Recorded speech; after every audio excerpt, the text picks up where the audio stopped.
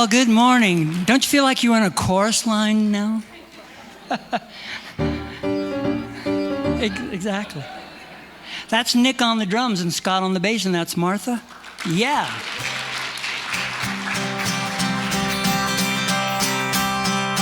Oh, we're in the right place. Take a look at the person next to you. Say, I recognize the light in you. Feel the love in the sanctuary. I'll get up. Now lift your voice and sing with me. Here we go. We come together. We come together. We come together. In the name of, let me hear you. We come together. We come together. We come together. In the name of, yeah, let me hear you. Come together. We come together. Oh, we come together. In the name of love. We come together. Ooh, we come together. Ooh, we come together. In the name of love.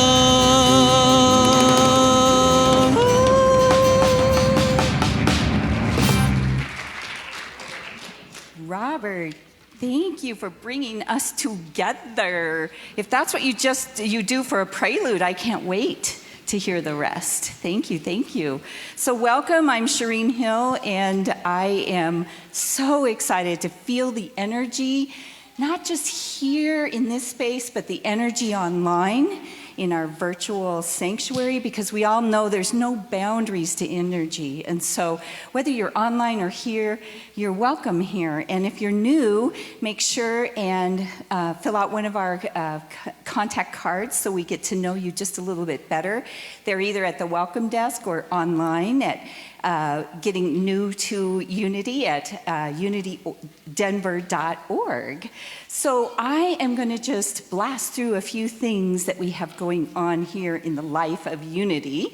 The first thing is I want to make sure and invite you to stay for fellowship. We have fellowship sponsored today by the Sisters of Spirit.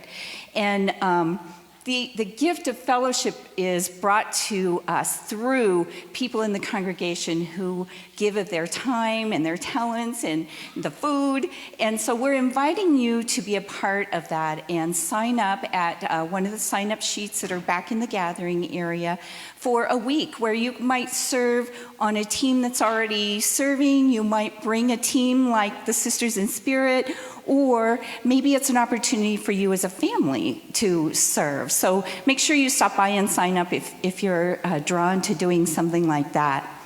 The next thing is just to remind you, today is our spiritually motivated social engagement team meeting.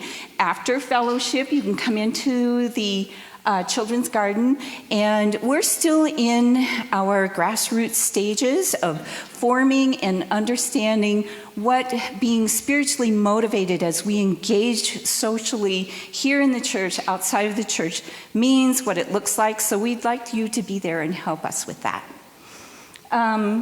The next thing is, you notice you had a lot of inserts. There's a lot of things going on.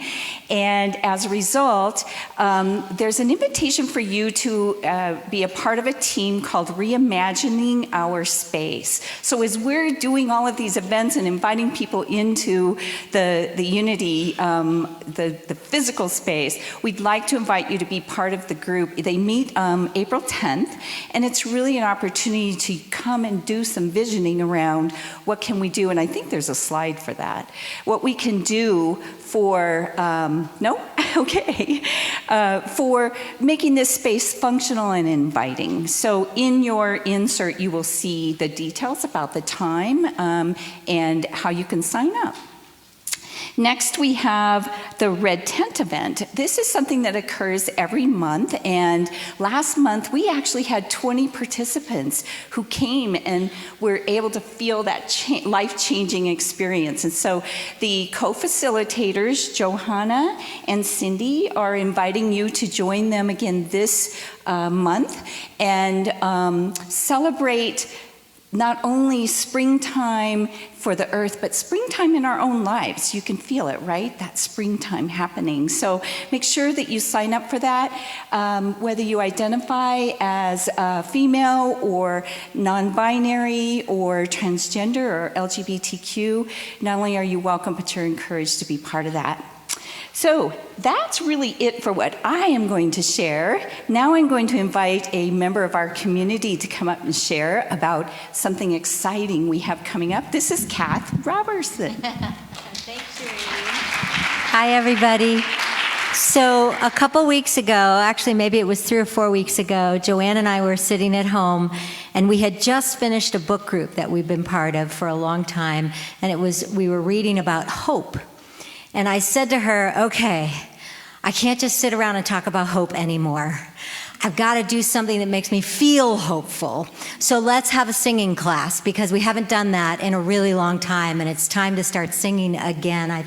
That's a way that for many of us, we feel connected to each other and into the divine. So we are offering a class. Joanne and I and everybody in the book group is participating.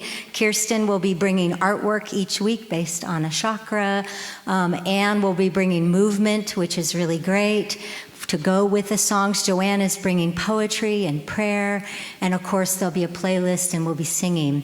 And it's an 8-week opportunity. And the last thing I want to tell you about is that this isn't a singing class. It's really about practicing the presence.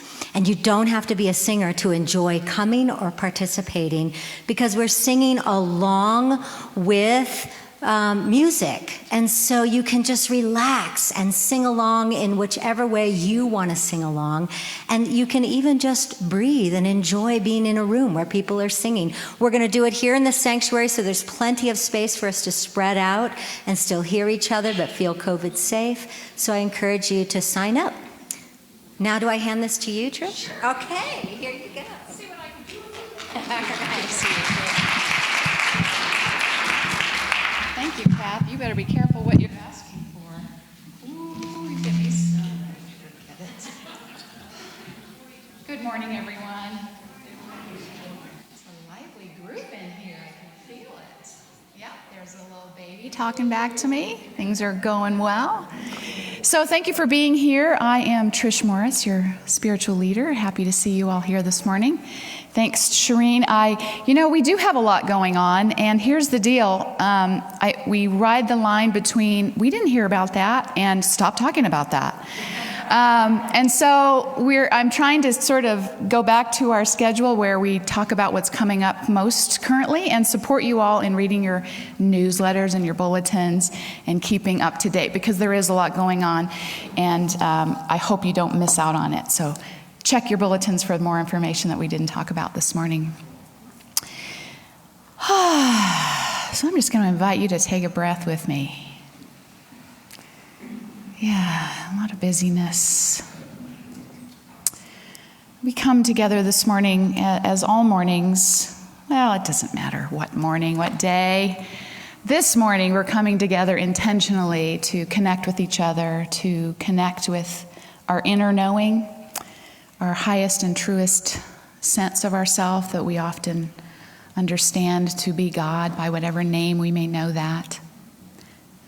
And to connect with the oneness that we share through that divine inheritance, all being expressions of that one source.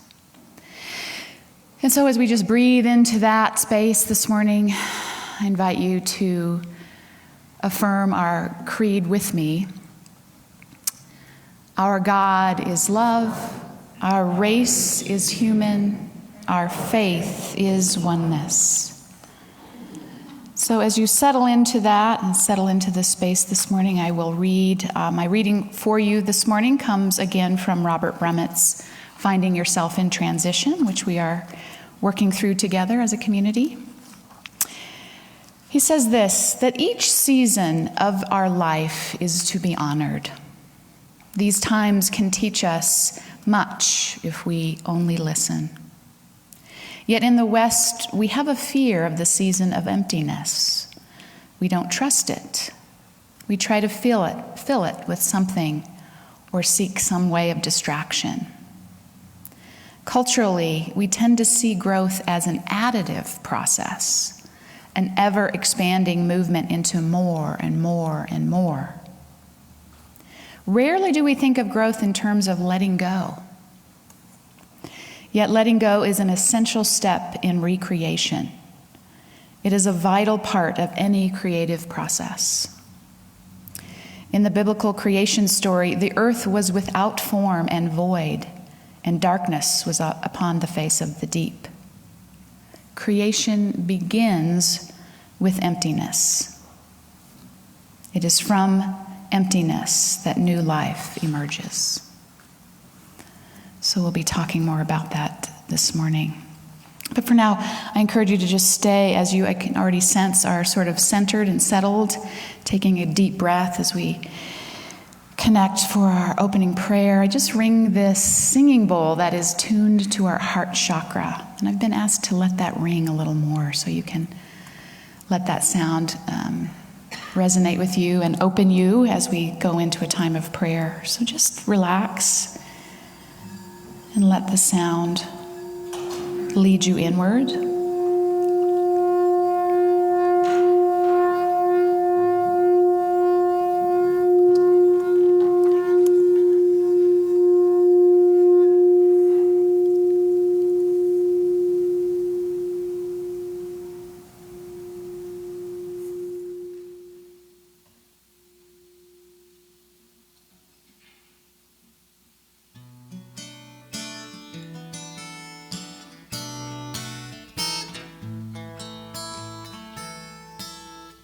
Surely the presence of love is in this place. I can feel the mighty power and the grace. There's a holy hush around us. I see glory on each face. Surely the presence of love is in this place. So we're just reminded this day and every day that love is in this place and in any space where we are. For we are each expressions of divine love. So we just take time to connect with that more fully. To really open up to this idea that God is all there is. That divine life, divine energy is imbued in and through all that we see and all that we are. And so there is no place, no space within you or your life or our collective life where that presence is not.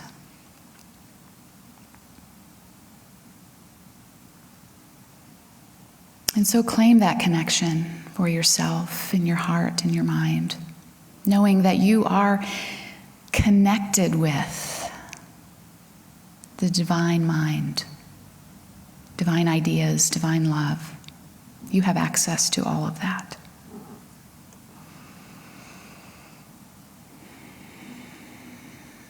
And as we center in that awareness, we begin to feel guided. We begin to see possibilities in places and spaces where we had not before. And so we open up to that. That God is all there is, and in that God I am one. With the divine and with all of humanity, all of creation.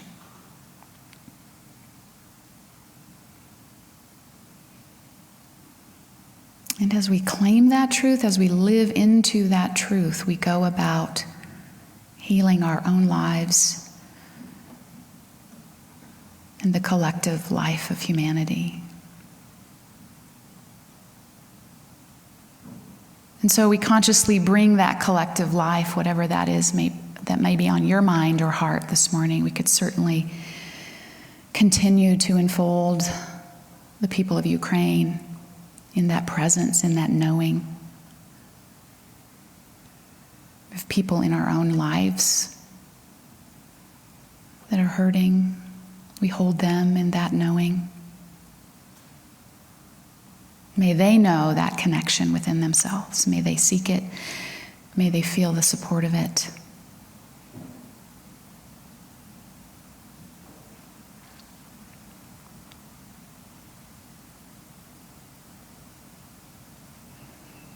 And so as we know this for ourselves and we call this forward for all beings and all of creation, we are part of a solution. We are part of the evolution of our own understanding of who and what we are and of the possibility of living into that. And so for that awareness that continues to call to us, grow us, and support us, we are grateful. And so it is. Amen.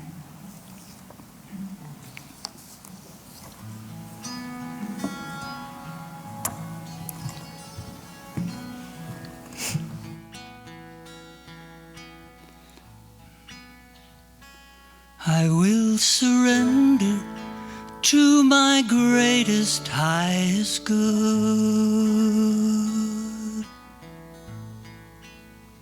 I will release any fear that blocks my way. For every step I take is taken in pure faith.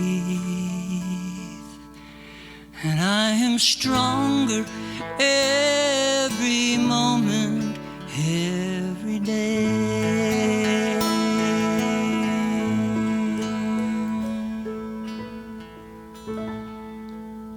My mind is willing and my heart is open wide.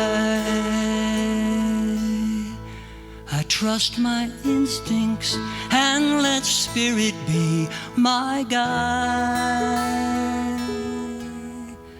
I vow to live a life that's real and pure and free. As I continue walking in this mystery.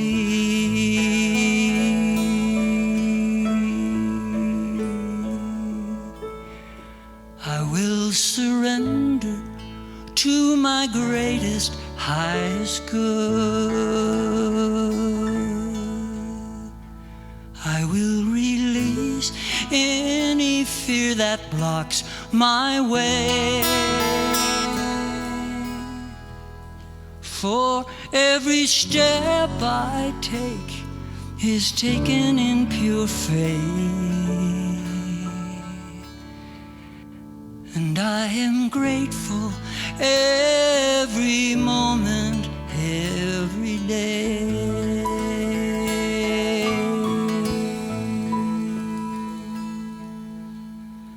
There may be walls, there may be roadblocks on my way, but I can choose to take a higher path each day. And now I know that what I thought was safe and sound was only habit and regret that held me down.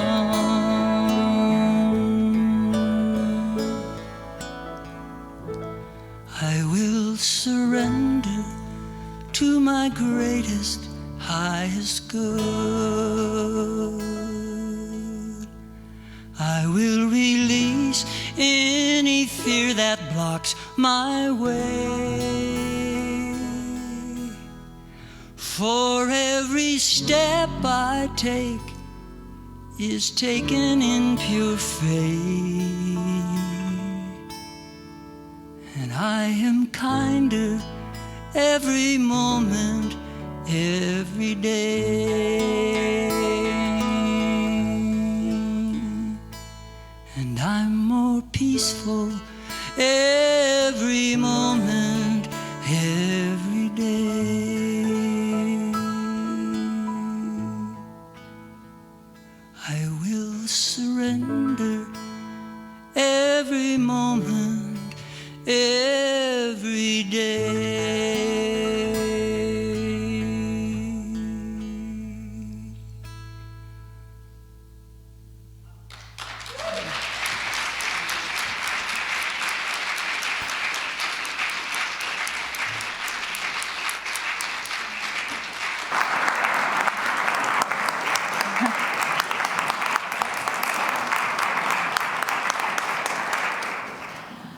I'll tell you what I don't need, Robert, is that.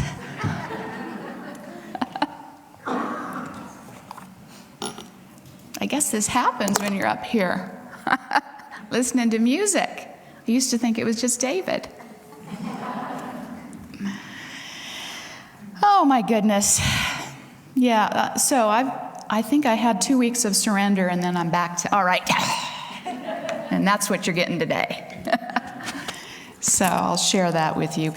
We've been doing this series on Robert Brummett's Finding Yourself in Transition. And I think we've all agreed of this collective, bigger feeling of transition we're feeling and making our way through that. But I'm just curious, by a show of hands, those of you, aside from the transition of leadership here, we can talk about that too, but in your own life, are you in the midst of some transition? Excellent. All right, so I'm not off guard. I'm not off task. And how many of you are attuned to or actively feeling some of that as a result, and it's fine if you are, of the transition in leadership here? Yeah, feeling some. Yeah, good.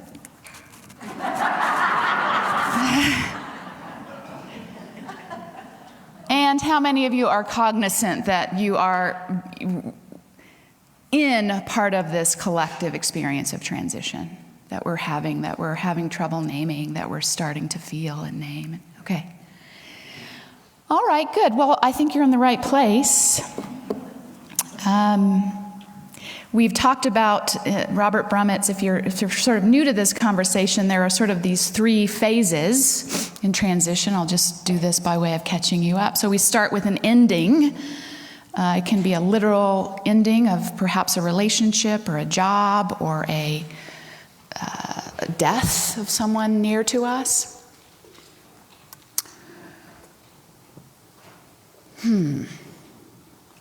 I'm wanting to just share, that brings to my mind, I think you saw it in your bulletin, I wanted to invite you all to hold the space for Linda Maxwell's family, who made her transition last Thursday, Jim Fairley's partner, Becky Fairley's mother-in-law. That just came to my mind, so I know that family is experiencing that ending. And what that brings up for us in endings and loss is obviously grief and sadness and confusion, but it also pushes us into those spaces where we begin to question our identity and our purpose, and some of the ways that we've known ourselves to be are not functioning as they had in the past. And so we get through that process, which is a pretty tumultuous time, pretty active time of, can kind of be likened to an earthquake. Do I have a slide for this? I might. It's so hard to know. I do. Yes. Endings are often tumultuous times, sometimes likened to an earthquake. The void, that middle place that we're heading into today, by contrast is empty, flat, void of anything that seems solid or definite. And so you can see immediately that there is an urge to get out of that, right? That's an uncomfortable place. So we likened it, you can take that down, thank you, Al, to the story of Exodus last week, which I said, nothing will cheer you up more than the story of Exodus. But there are some valuable lessons in it that actually are inspiring. And so we considered, through that lens, we looked at Moses, so we do this metaphysically, looking at these people and these places and these themes in the Bible as parts of our experience that represent parts of us that are calling sometimes. And so when we begin to make a move toward that spiritual center of us, towards that higher truth of us, our ego says, "What are you doing? They can't trust that." No, in fact, would want to sort of imprison that part of us almost, to just keep us safe, to keep it predictable. I didn't mention that the I do that every time, Israelites represent in us our spiritual thoughts, that are spiritual in nature. And as we grow them, we sort of look different ways. Sometimes we look to our ego for direction, and sometimes we look towards that greater I am of us, which is really where we find the greater power there. And the Egyptian army so here's what happened, right? Pharaoh goes back and forth with Moses. Yes, I'll free them. No, I won't. Yes, I will. No, I won't. Yes, okay, I'll free them. Take them out. Take the Israelites out of Egypt, because they've been in bondage now. And they get as far as the Red Sea, and he changes his mind again and loads up his chariots and chases them down. That's symbolic of our past coming back to haunt us. Nobody knows about that, right? And so here the Israelites, they're guiding, they know that he's guiding them to freedom. They've said yes, but every chance they can, any chance when it gets hard and uncertain, they go right into, "You brought us out here, we should have just stayed in Egypt. It'd be better in Egypt than dying in the wilderness." Then they say, when they see the chariots coming, "What, were there not enough graves in Egypt? You brought us out here to die?" It's like, "God, people, work with me here. We're doing something big." But Moses, by then, is very clear on his purpose, which is to not... And that purpose within us, that part of us frees us from our limiting thoughts of the past, our resentments or our failures or our, you name it, right? That just keep coming back up from the past. You ever feel it's like here they come again. That again, you say? I know I dealt with that before. Anybody have that experience? I don't. Quiet.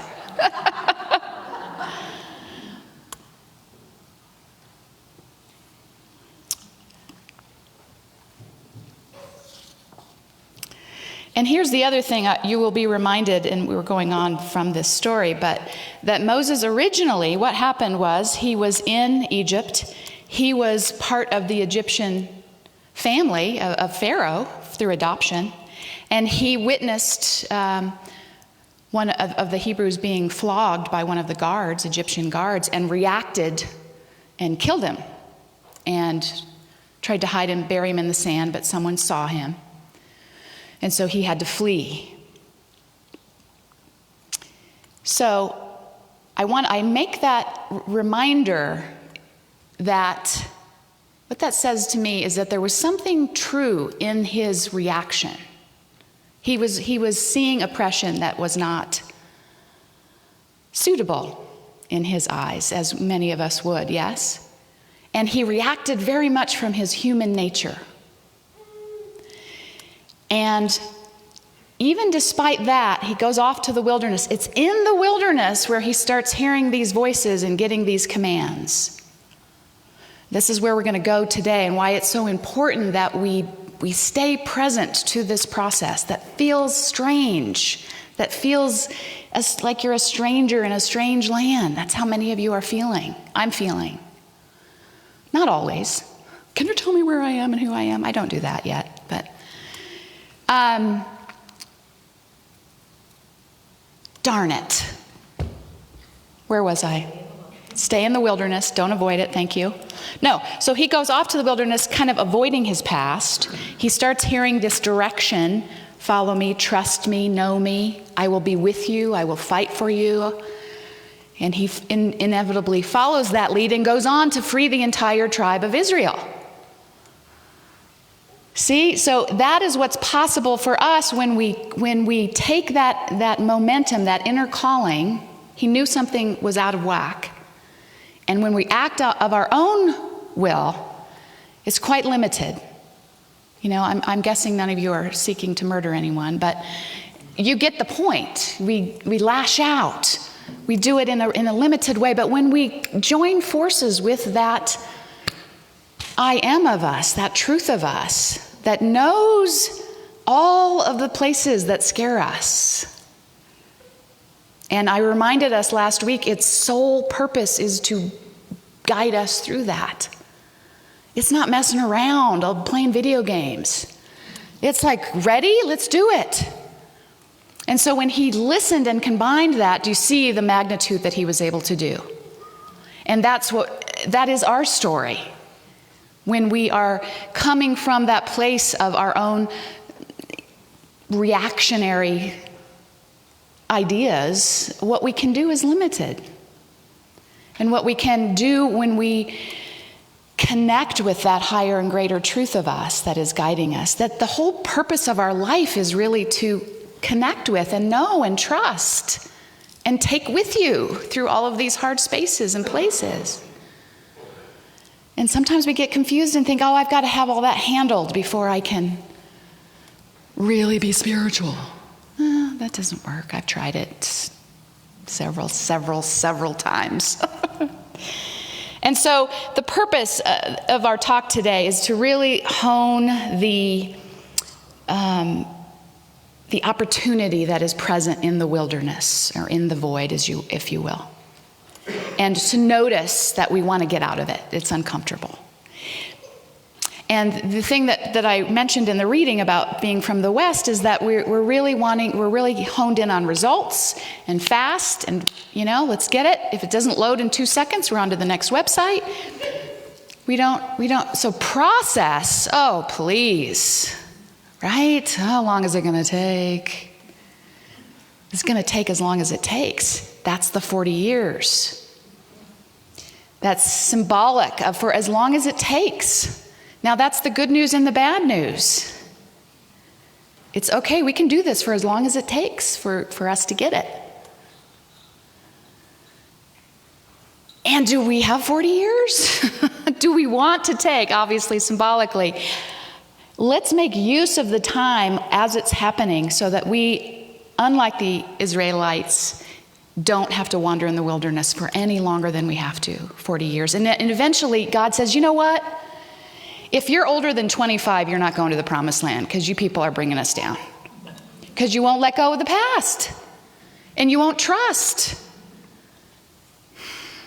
Darn it. I'm a little bit older now.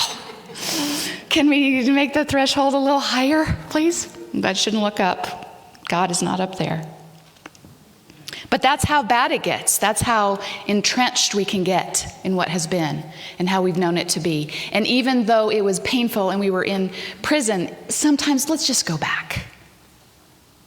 And so how that applies here, I'll tell you, for me, is not that I've been in prison for the last ever many years I've been working here. I'm not saying that at all. But as we venture into this new era for Unity Spiritual Center Denver, I have these ideas of things to do, and then I think, well, maybe just keep it like it is, because I know that. It's real comfortable. We do this, and then we do this. Sometimes I forget the order of service, but, right? And really, we're not there yet. So we are keeping things pretty the way they were, with some little tweaks and changes but it's a time to really evaluate. We're in between. And so what has worked? What has gotten us this far? What do we want to let go of? What do we want to embrace? What do we want to turn toward? What's alive for all of you who are here now that we can connect with? And there's an urgency to just start doing it. When are you going to do it? When's it going to start? I don't know. Because, again, I want to model this time of uncertainty, wilderness. And it also, when we do this is the really cool part. When we are disengaged from the familiar, the way it's always been, the way we've always been, the way church has always been, blah, blah, blah, in that void, that's the experience we're having, we're disengaged from the familiar, the comfortable. We begin to rely more deeply on deeper strengths that we have. We have to at some point, because it's really the only thing that feels like it can guide us. The old stuff isn't working. Who we are isn't even showing up. Feels like people that are in that experience feel like, I don't even feel like myself. And I'm saying stuff that's weird.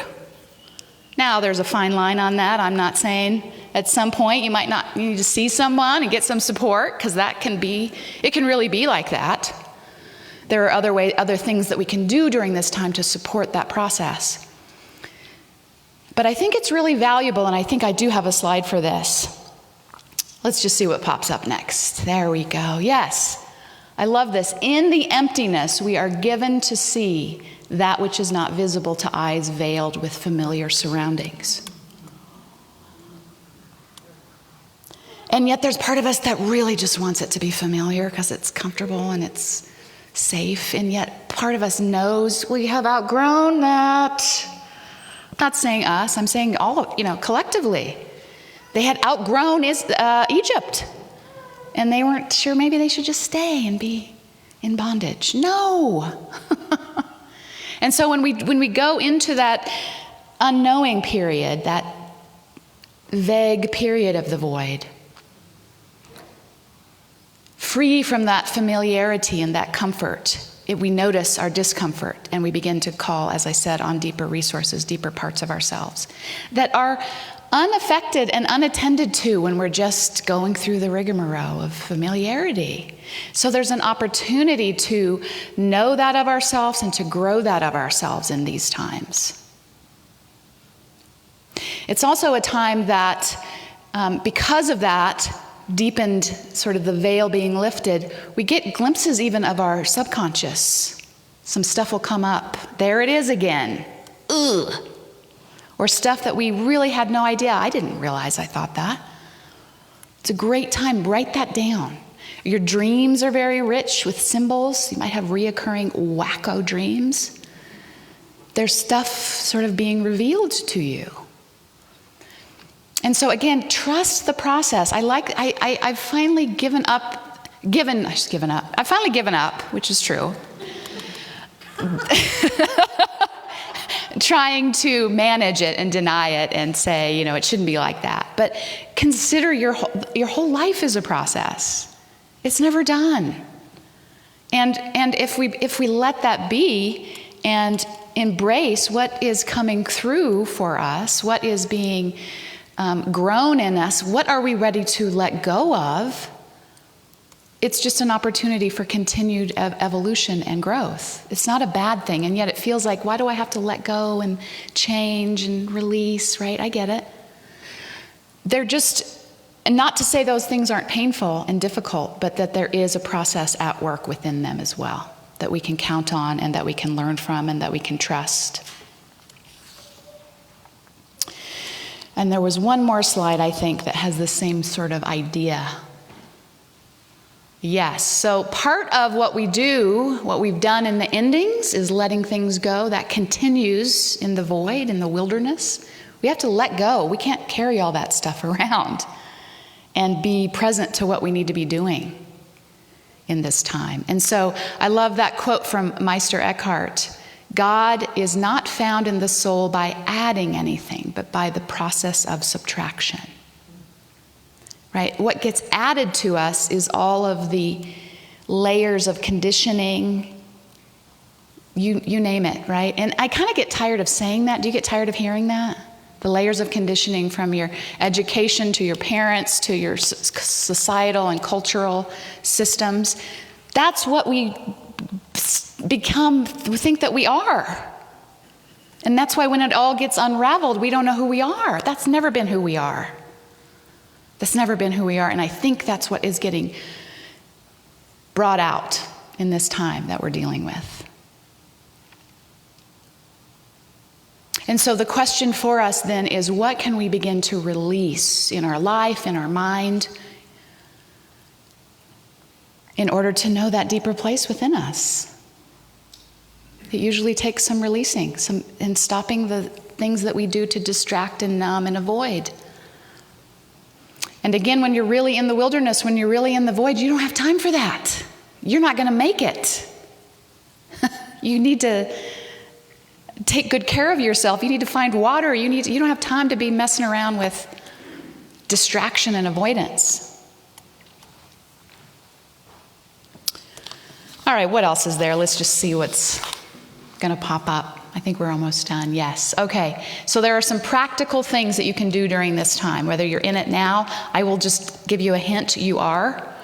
But if you're questioning that, and you start to feel some of these signs of uneasiness and uncertainty and just sort of emptiness and vagueness and blech, there's some things we can do. First of all, know that there's a process at work. Trust it. And don't try to push it and avoid it. And so we embrace it, but we don't. Listen, here's what we don't also do. We don't set up a whole neighborhood there. We're not going to stay in, just can't decide and I'm not going to move forward. No, we're going to use it for what it is. We're going to embrace it fully and then let it go. We're going to avoid major decisions in this time. This is a key thing that many of your good friends will tell you if you've just gotten through a divorce. Oh, no, you're not going to get remarried next month. No, that's not what you're going to do. Yeah. So just because the person, when you're really in this place, the person who makes the decision, signs the contract, won't be the person that in 2 years has to deal with this, right? Because this is a transition we're going through. So avoid those big decisions. Pray and meditate regularly. I know it always comes back to this, but again, we are more available in these times than ever. So don't let that go. And don't be surprised by the depth that you might experience there. And journal. I know, I get so annoyed when people say, here's all you have to do is just journal. Lady, come on. But here's what happens. You think, oh, I'll never forget that. Or, oh, that's amazing. And then you do forget it. And then if you start writing about it, you get to layers and layers and layers. And all of a sudden, this happened to me the other night at 1 a.m. I was like, are you coming to bed? Oh, I've gotten to the bottom of this. Because what you think is happening, right, if you spend some time with and trust the process, there's a whole bunch of stuff going on in you and in us. So take time to do that. Pay attention to your dreams. I've said that. Take good care of your physical body. Get good sleep, eat well, get some exercise. And create a trusted support system. I was not joking to say if it's difficult enough for you to get some help, get a good counselor. Definitely get a good friend or confidant that you can be honest about. I wish I knew what was happening there. I think I do. Okay. We've got our lovely Uniteens entering. I thought I might have to do something, but I think I'm just welcoming them. Come on in.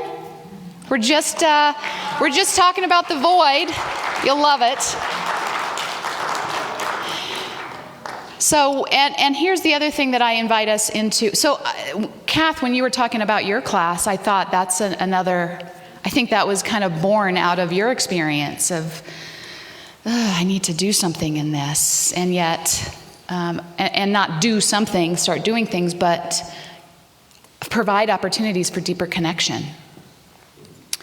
And I think that I invite you all to be part of our collective experience of mining for where we've been and what we're ready to let go of and what we want to embrace here as a community. And certainly we're doing that globally or communally outside of these walls as well. So I hope that I've made the point of why it's important, why I'm even talking about this, and supported you in trusting that though it might feel like this is taking too long, or this is so uncomfortable, or I'm losing my mind, I'm thinking things I've never thought before, or I'm not motivated, I'm not interested, that's all part of it.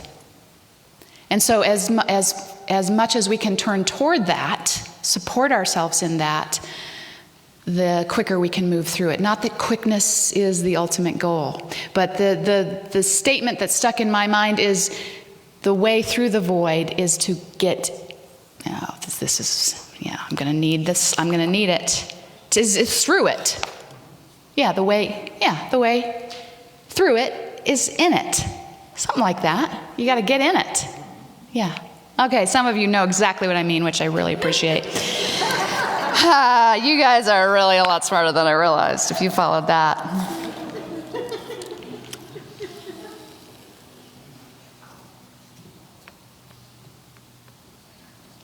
The homework I gave you, and this is the final thought we'll have, and we'll take this into a time of meditation. I gave this to you last week, and I didn't give you any homework this week. You're welcome, but you can do this week if you didn't.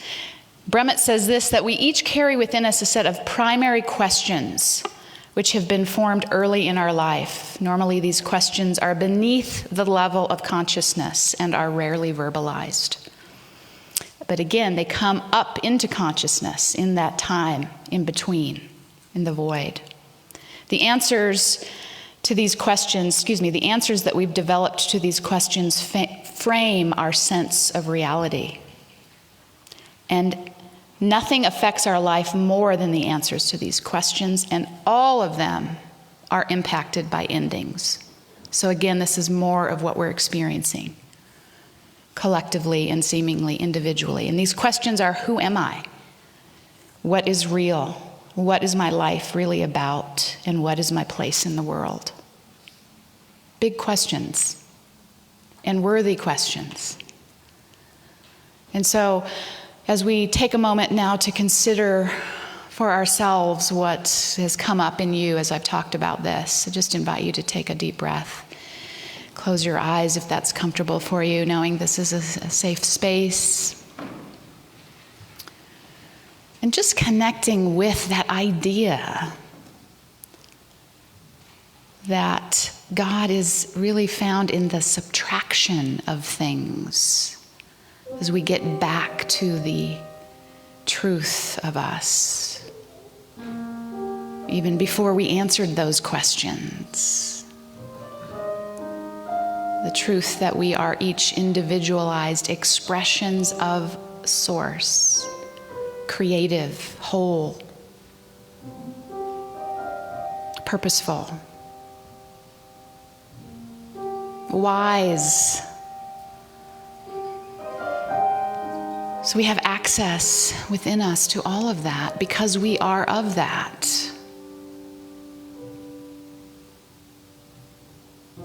And so as we take this time in the silence, I just invite you to be curious about that question for yourself. What may I need to release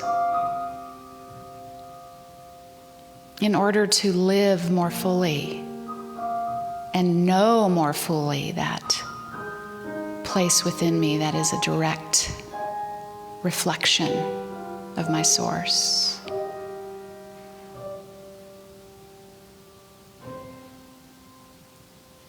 What can I release in order to live more fully from that place?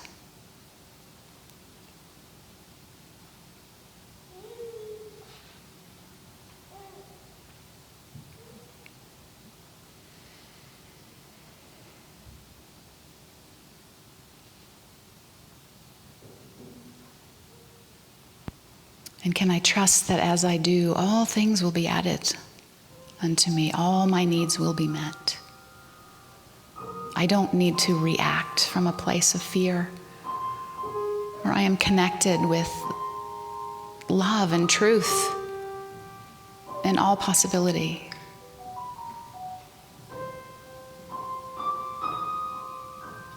That is the essence of faith. Not faith outside of us, but faith in what resides within us. In our ability to trust it and to know it and to claim it.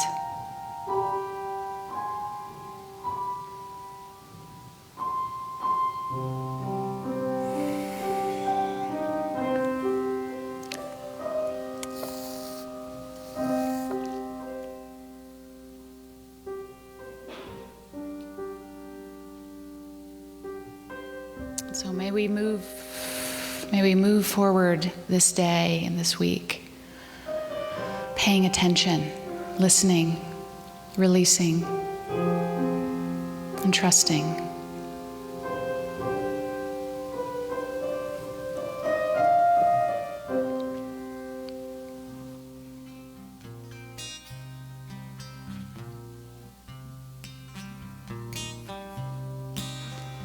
I am opening up in sweet surrender to the luminous love light of the One. I am opening up in sweet surrender to the luminous love light of the One. I am opening, I am opening, I am opening, I am opening. Please sing that. I am opening up in sweet surrender to the luminous love light of the One. I am opening up in sweet surrender to the luminous love light of the One. I am opening, I am opening, I am opening,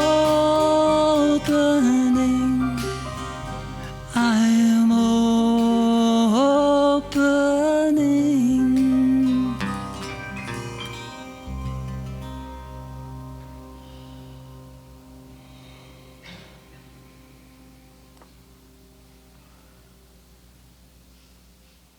Do we have a video? Watch this. Get ready.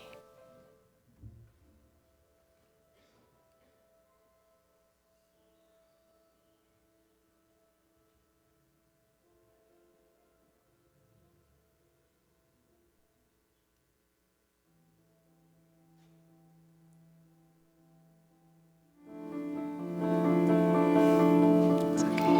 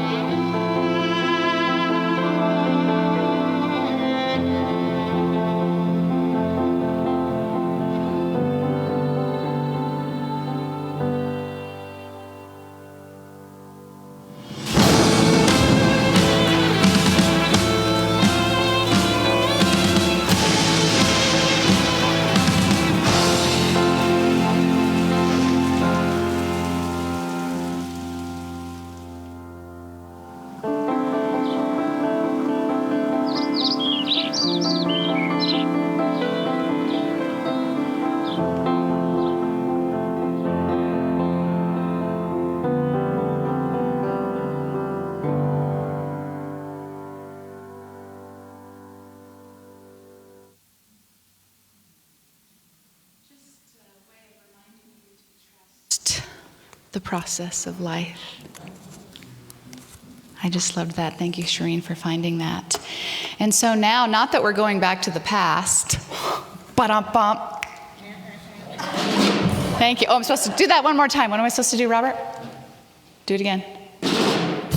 Ah, okay. All right. I'm going to bring this show up to the next level. We are resuming our offering collection as part of our community experience on Sunday morning. So we have our fabulous ushers back. And by the way, if you'd like to help in that, it's a real easy thing we do. We'd love to have some more ushers, and our fine head usher, Becky Fairley, will show you the ropes right after the service. So as you prepare your love offering, and I do know that many of you give electronically, which we are grateful for, and you can just put your hand over your heart knowing however you give, it is received in love. We can claim our offering blessing together.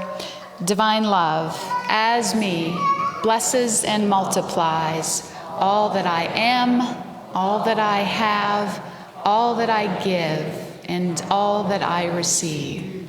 I am thankful.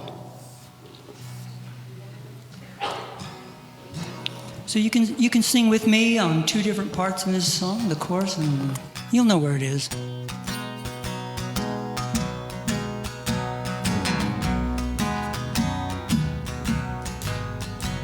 There is just one presence, there is just one light, shining in the world like a beacon in the night. There is just one power we all can share, one great power everywhere. Sing if you want to. One great power, one great love, big as the ocean and the skies up above. One great spirit waiting in prayer, one great power everywhere. Yeah, there is one great power everywhere. There is just one purpose, there is just one spark, breathing through our souls like a candle in the dark. There is just one chorus we all can share, one great power everywhere. One great power, one great love, big as the ocean and the skies up above. One great spirit waiting in prayer, one great power everywhere. I said there's one great power everywhere. Help me out. One great power, one great power, one great power, oh, one great power, one great power, one great power everywhere. One great power, one great love, big as the ocean and the skies up above. One great spirit waiting in prayer, one great power everywhere. I said there's one great power everywhere, one great power everywhere.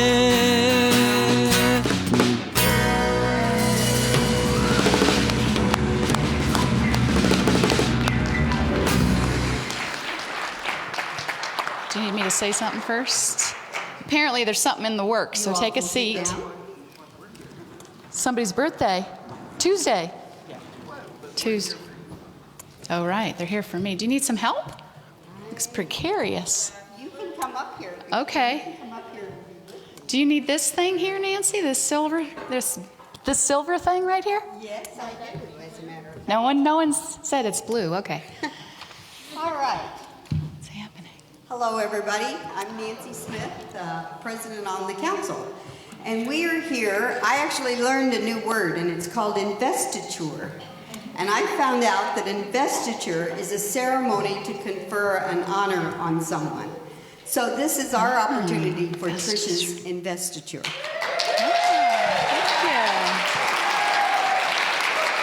And this goes perfectly with what she's been talking to us about. You know, when David advised the council that he was leaving, he said, I know Trish is ready for this. He didn't say, I think Trish can do this.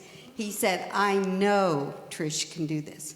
The council, as we were talking, we knew Trish could do this. But here's the thing. Trish had to say yes. And Trish did say yes. She was willing to step into that.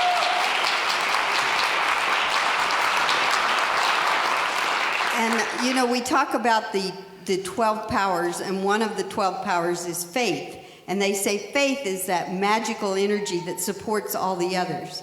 Well, Trish, we honor you for your faith in your I am, yourself, and really it shows a faith in the congregation that we are going to be here with her. So we really appreciate your faith in us.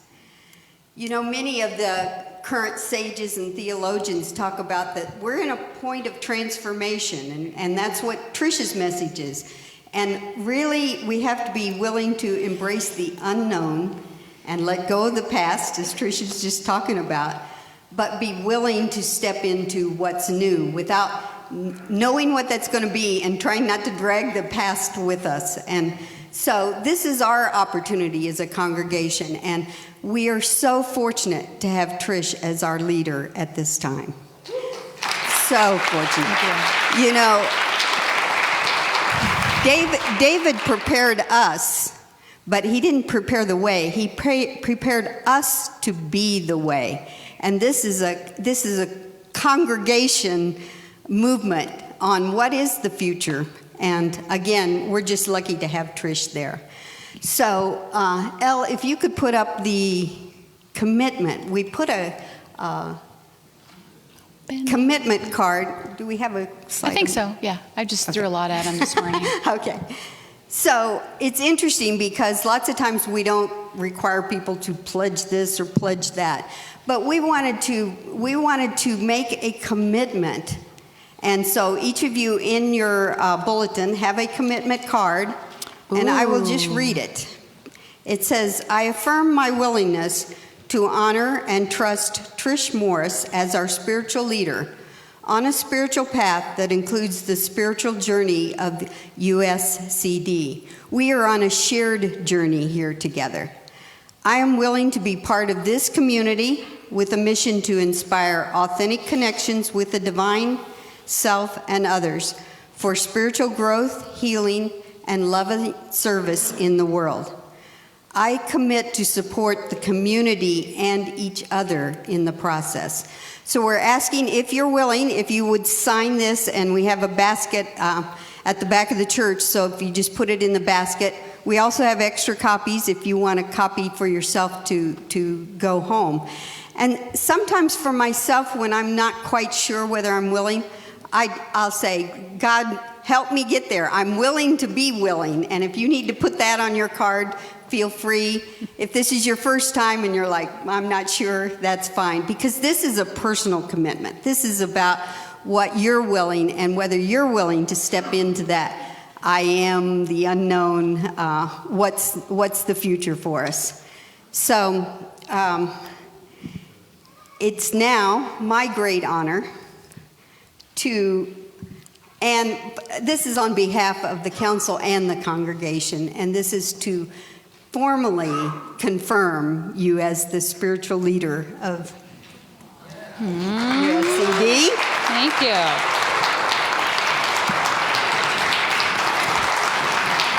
Oh, you all are so sweet.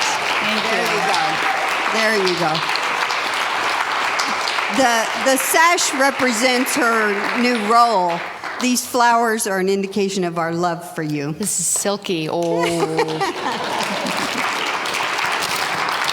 Thank you. And we're going to do the unity blessing in just a minute, but I'll give Trish an opportunity to say anything if you want to. Yeah, you know, this has been, I said to you a while back, I've been wandering in the wilderness for a long time. And I've learned a lot. And there was a time many years ago before David came that there was a titch of, could Trish do it? And I was like, oh yeah! Oh, thank God they didn't listen to me. Because I had not done my work. And while it is very much worth it, it can be challenging and hard. And so know that I am not doing that above you. I'm doing that with you. And some of you are doing it better than me. So it's a great honor, and I have said yes to being called up and staying the call, staying the course. So I'm excited to see what we can do together. Thank you so much. Thank you. And I know in talking to Trish and the council, we want this to be a community effort. We are on this journey together, and that's what we want to emphasize, that it is a journey together. But we would like to give you the unity blessing. Okay. So, Trish. Yes. I hear you. We bless you and truly appreciate you. We behold the Christ in you. Namaste. Thank you. Right back at you. Thank you so much. And you're going to They're going to feed you today There's too. a fellowship afterwards. So lovely. Please join us for Trish's honor. There's cake kind of in the coffee area, but don't start cutting it yet, because we're going to cut the cake in the fellowship room, but we wanted you to be able to see the message on the cake. Oh, sweet. Thank you. Welcome to the wilderness. Is that what it says? No, just kidding. Thank you all. Okay. Thank you so much. Where are we? We're doing the closing, I bet. Yes. Let's do our prayer for protection. The light of God surrounds us. I am the light of God. As light, I illumine the world. The love of God enfolds us. I am the love of God. As love, I live empathy, understanding, and compassion. The power of God protects us. I am the power of God. As power, I co-create a world of love, unity, and equality for all. The presence of God watches over us. I am the presence of God. As presence, I stand in God. Wherever we are, God is. Amen.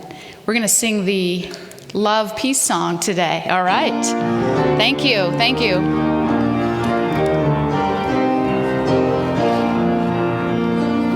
Let there be love on earth, and let it begin with me. Do you want your notes?